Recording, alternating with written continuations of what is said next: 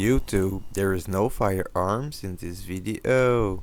Welcome back to the Loki Airgunner YouTube channel. In this episode I will be shooting the Barra 1866 CO2 rifle in .22 caliber that I got sent by AirGunSource Canada. Last time at the range I got a few issues with my chronograph readings. I believe that the CO2 blast did influence the first few shots. We had more CO2, so the CO2 got caught by the sensors instead of the pellet. Basically, we will try that again today, but a bit further, and hopefully we will see the early shot velocity. After that, I want to test the trigger weight because it feels pretty good for a plinker. It is currently about 10 degrees Celsius outside. I do want to try a few pellets, but that might influence the results a little bit. Summer is pretty much over out here in Quebec, so this is one of my last chances to shoot it before it is actually freezing. I will stop talking because I don't even have a microphone, and we will load that up and do that. That seems to be tight. The first cartridge will get pierced before it is actually tight, but you want to keep going because the first time I did not, and it seemed to cause issues, aka only one got pierced. We will see if it works right again today, but if you tighten it enough, it should. Craftsman hollow point 14.3 grains. The goal is to not shoot the chronograph, but to shoot a bit further than last time, so we don't have the CO2 readings. Hopefully, lighting is awful, but hopefully this is in frame.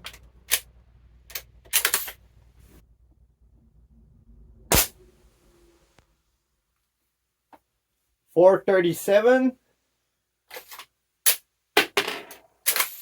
By the way, it is around 20 degrees Celsius in the basement, so that's still not the best it can do. I think we got 400. Was this the pellets? Who knows?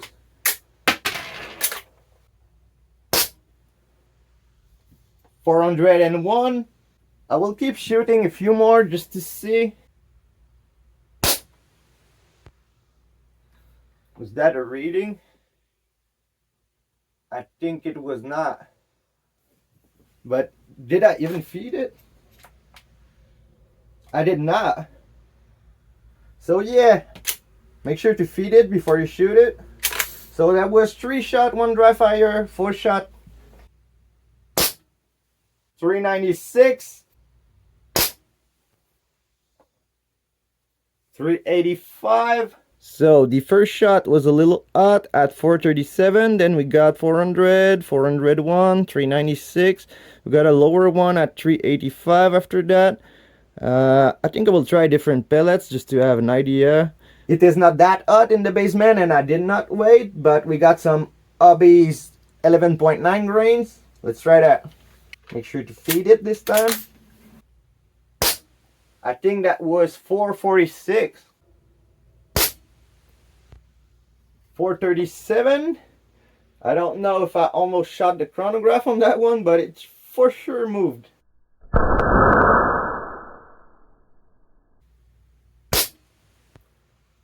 .442. The last 3 shots are with the Hobbies 11.9 grains, and we got around 440 FPS, 446, 437, and 442.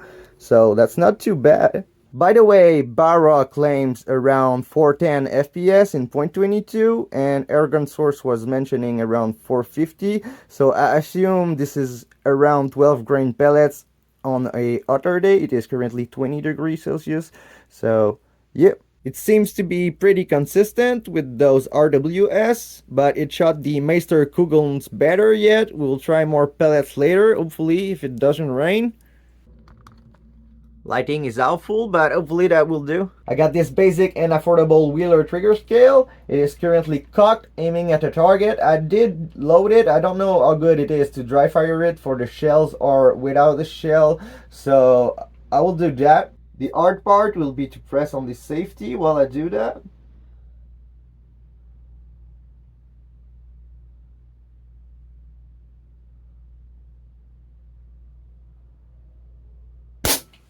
This was right at 2 pounds, exactly like Airgun Detective got, so I assume this will be it. I guess I forgot to load it, so You kind of know that dry firing it is not that bad, but I still don't know if that's a good idea. There is a rubber thingy in the chamber, and I don't know where the gas is blowing when you do that.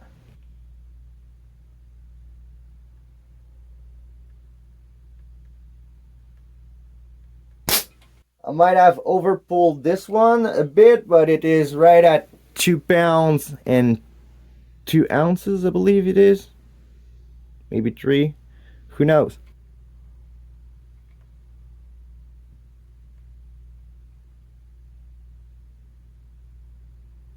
Yep, this one was air under 2 pounds, so let's call it quit at 2 pounds, I guess. It is a pretty nice feeling trigger. I guess I will show it with my finger now. So you do have to grab that or it will be hard and it will not work because this is a safety. There is also another safety right there.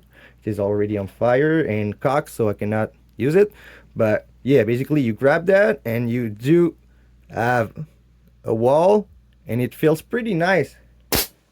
So definitively not a bad trigger for a plinker, especially. Now I guess I will go outside and hope for the best. It seems to be a bit better than it was, but it's probably still like 10 degrees outside and it was 20 degrees inside. Let me say that again to make sure. 10 meters in the backyard. It is pretty cold, but it is a tiny bit warmer than I thought. It is like 11 degrees Celsius. It is definitively the end of summer out here, but we are going to do that. There is a tiny bit of wind, but it stopped while I was telling you, so let's do that. Alright, so I did not count the shots taken in the intro slash testing part of this video, but I will say around 20. So we got 90 minus 20, so we should have around 70 left. Let's try the Humorex Brimstones, 18.67 grains.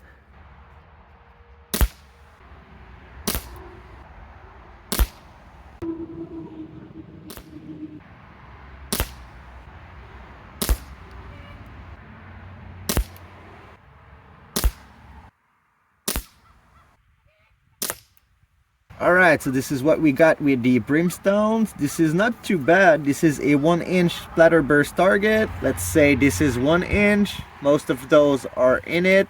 Maybe this one is not. So this is definitively good enough for plinking. I will go back inside, let it warm up a little bit, and load it up with different pellets. I'm back. We got it loaded with Crossman pointed 14.3 grains. Let's try that.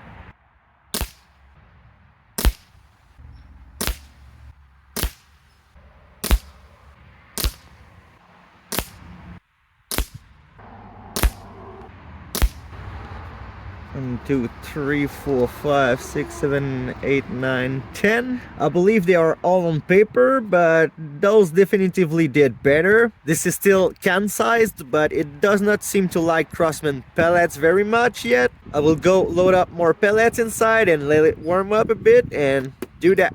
A few moments later. So now we are going to shoot Grizzly 14.2 grain pellets sent by Scavenger Nick.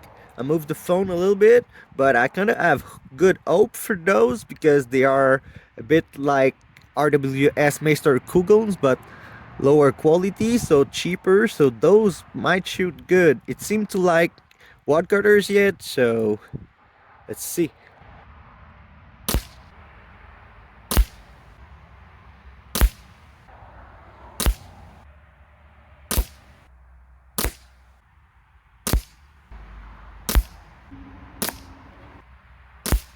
Those cheap wad cutters definitively did pretty decent, and that confirms that this rifle seems to favor wad cutter slash flat nose pellets. I think that the shell design and overall velocity is a big part for it liking those wad cutters. We will now be trying the Snow Peak 15.9 grain hollow points. Those are almost flat nose, so let's see how they do.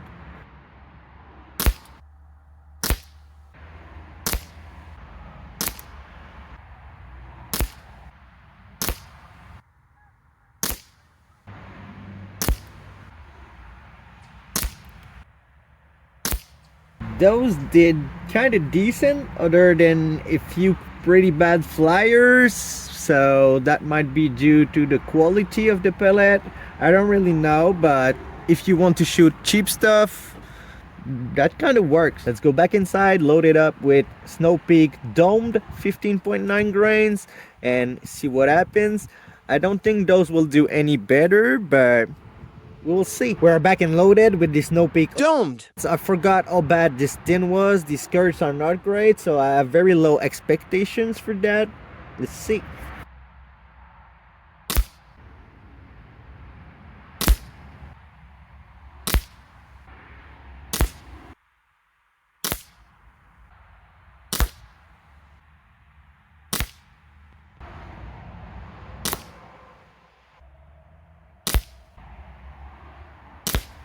Some of them seemed to group, some of them did not, and I'm not sure because I'm not watching through the phone, but you already know that, right? I don't really have much other .22 caliber pellets, especially in flat nose, which seems to be this rifle's favorite food, so I will just empty it by plinking and have a bit of fun while I can. We are still at 10 meter. We will be shooting at those cans out there. We are using those cheap Grizzly 14.2 grains. They seem to work fairly good. We should have around 20 shots left. We are at around 70 on 90. Let's see.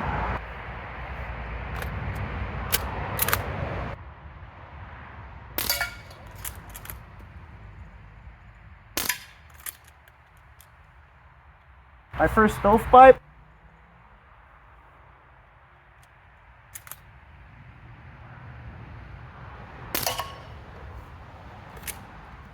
This is the very first time that a stovepipe prevents me to cycle it. Let's see if it happens again. It was at this moment that he knew. He fucked up. When bad luck strikes, I will try to find what I'm looking for in the grass and hopefully not edit this part. I did not find the little color that fell out of the shell when I cycled one and it was loaded, so the pellet made the color fall most likely. So I might find it later with my girlfriend, but for now I will try to empty the CO2 and you know.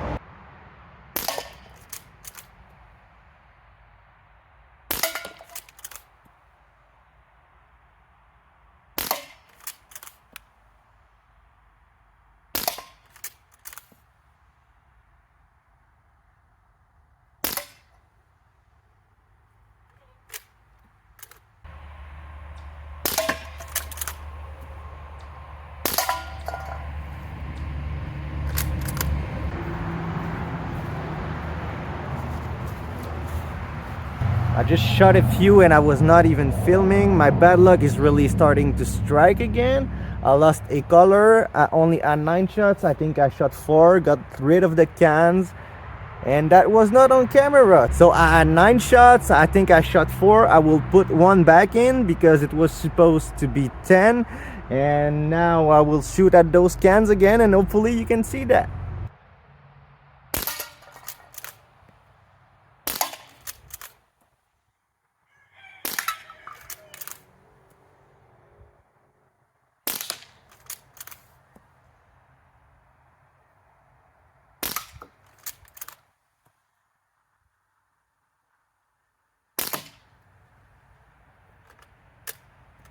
This will already make about 90 shots, but let's load 5 because you missed a few.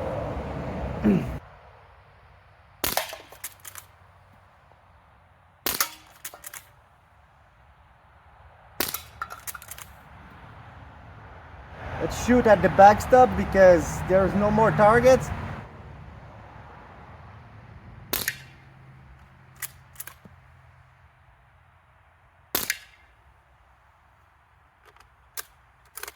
It should be pretty much out of CO2 by now, but I forgot to put the wrench back in, so I will film the outro later. I still need to try to find the color on the ground and you know, so get. Before degassing it, let's see what kind of velocities we get with 11.9 grain RWS hobbies. 342, 339, and 323. If I remember right, we got around 440 FPS with those at the beginning, so we did drop around 100 FPS and we are still dropping. So yeah, judging by this, 90 shots might be a bit much, but if you are plinking, you will not notice that. It is definitively good for at least 80 shots to around 100 shots if you are really pushing it on 2 CO2 cartridges.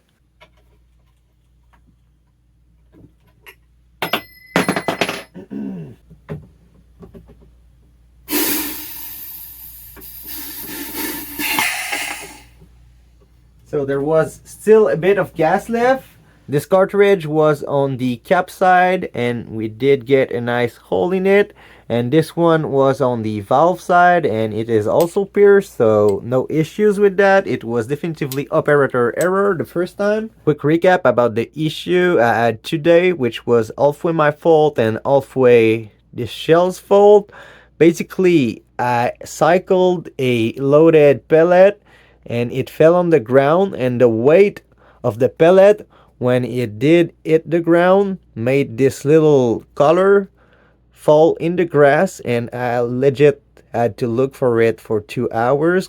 So yeah, let's do a quick recap of what we did today. Basically, we tested the velocity a little bit to see if it did reach the 410 FPS claim that Barra has, and it does. It is even near the 450 FPS claim that AirGunSource has on their website. We also tested the trigger, which is pretty nice for a plinker. It is around 2 pounds, but you really don't feel it that much, and it feels good. After that, we went outside with the red dot to test some pellets. It is definitively a bit cold outside right now to shoot CO2 guns. It was around 10 to 12 degrees Celsius near the end, which is not the best. Yet it really seems to favor flat nose / wad cutter pellets. So I suggest you try that if you get one of those. It definitively does not seem to be a Crossman pellet shooter, but those might be gone soon. And it did like those grizzlies, which are very cheap, and it did like the Meister Kugelns a lot, which are pretty affordable too. Really not bad. We did not get the best accuracy, but I think that's plenty for a plinker. This is not really a target rifle. It was still a lot of fun today. The action worked really well. I had only one little stovepipe, but that's on like 300 shots yet, so I can't really complain about that. Maybe that was me not doing it right. You really got to treat that like it is not a toy and not be scared to break it. It is pretty well made. I had a bit of a problem near the end, but we will talk about that more in the review, which has been in collaboration with AirGunSource Canada. Thank you for watching, and I will see y'all in the next one.